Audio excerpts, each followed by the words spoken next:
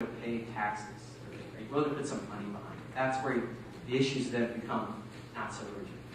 Once you put the pocketbook in there, we didn't really test it because it opened up a whole avenue of stuff we weren't ready to get into. But we did want to kind of probe, well, if we're going to pay for this thing, who should foot the bill?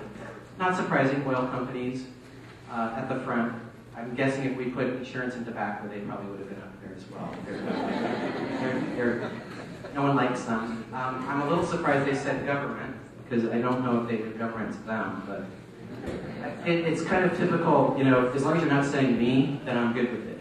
And so, for the nonprofit groups, you're off the hook.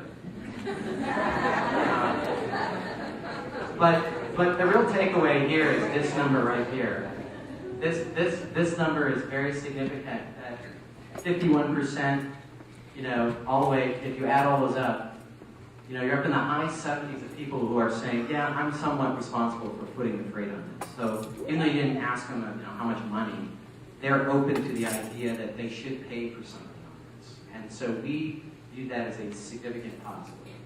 So if you say, okay, well, we can move people, we think, and there's a receptivity to being responsible for this, if there was ever a revenue proposal to come across the voters, there's a shot at success. It's not a loser. So what did we learn?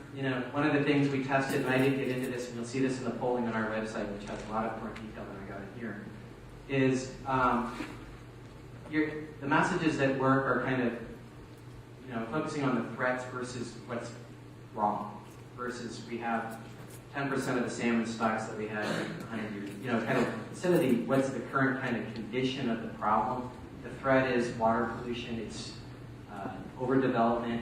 The threats definitely resonate versus kind of we have the most toxic workers on the planet. That doesn't seem to get them there. But if you talk about threats in a way, they seem to be more receptive. Clearly, it's water. That is the driver that gets people to really pay attention. It seems to be across, not just this poll, in other polls I've seen, water is a very big deal for people. They want clean drinking water. They don't want their rivers, creeks, streams, and bays polluted. It's water. It's less the critters, the dirt, the sand, the trees. If you can find a way to link it to the water, that's what is very, I think, primal for people. They understand we need water. We don't want contaminated water. They get that. It's not a hard sell. And obviously be specific when you talk about the problems. Rivers, creeks, streams, whatever specificity you can put in there definitely helps. As you saw that number, it just dropped. The less specific you got, it kind of became more amorphous and, pollution, I don't know, it doesn't seem to do much wrong. And then there's also, a strong land-water connection. People get that we have a problem on the land that's contributing to the sound. And I think most positively for all of our efforts is there's strong agreement that this is a shared effort, that this is going to have to be everyone. There's no big, bad, one person, one entity that needs to solve this. That clearly the public has kind of put this problem on themselves and understand the solution's going to come on their end, not just in the pay end, but also kind of what can I do? So there's a shared, they get the shared, they want to be part of it, and they get that they're part of the problem and want to be part of the solution, which I think bodes really well for Econet and all your activities out there trying to reach people. So that's just kind of a quick kind of fun poll results. It's on our website, and it really kind of helped us think about our approach. And as Kristen said, we're kind of chasing two things here. One is, how do we move that number? And I always go back to the number. How do we get that number to 50-60% about 2 to 3 years? And so using that messaging, some focus group work we've done, and working with people smart about advertising, we are in the throes of developing a public awareness campaign that would be more in line with kind of the traditional media, TV, radio, internet. And it's really designed to move that baseline. Do we have a problem or not? And that's really that's part of that. And the reason we think that's important is if you move the number, then it pays dividends down here. And once you get that mass consciousness, then you get more people engaged. More people are saying, I'm ready to do something. More people are willing to go out and do things. You've just got to get the tide up. And that's really what that's designed to do. And then we have this other element, which is, Kristen's been working on. This is where Econet is really the core to this. How do we harness this, rising awareness and put it to work? How do we engage them? How do we get them doing the right things? How do we, if all of a sudden we go from 21% to 50%, we're talking hundreds of thousands of more people are saying this is important. A certain percentage of those people are going to want to do something. Some will want to go down on the beach. Some will want to just buy the right products. Some are going to want to volunteer. And some will just say, I just want to vote the right way. So how do we harness that I want to do something energy? And that's really what the second one is. Should we, I could stop there and take a few questions, or is that not so far? Okay, questions? Questions at the end? Is that okay? Okay. And real quickly, media campaign. A lot of this language is bad. Talks about targets and campaigns and stuff like that. But essentially, we're really trying to hone in on this specific message. One of the things I realized when I came into this job is the way we talk about the problem is just scattered. I mean, it's orcas, it's salmon, it's land, it's development.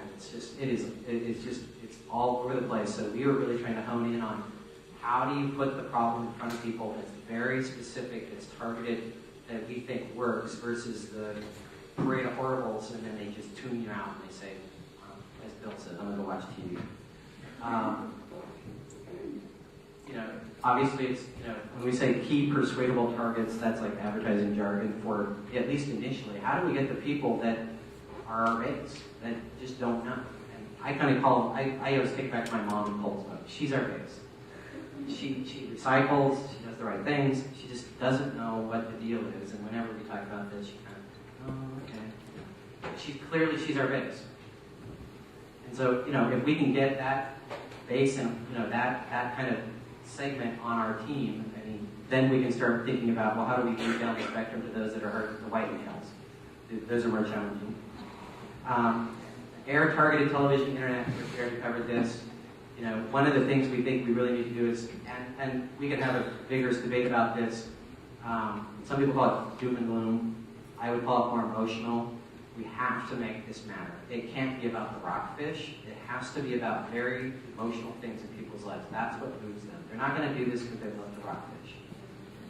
They're going to do it because they're concerned about very emotional things. Their kids' health, their water, contamination. Those are the things that drive people into where they want to go.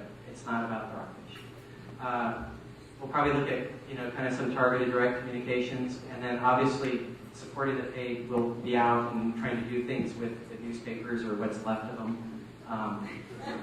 Trying to get what earned media is basically free media. How do you get attention on your issue?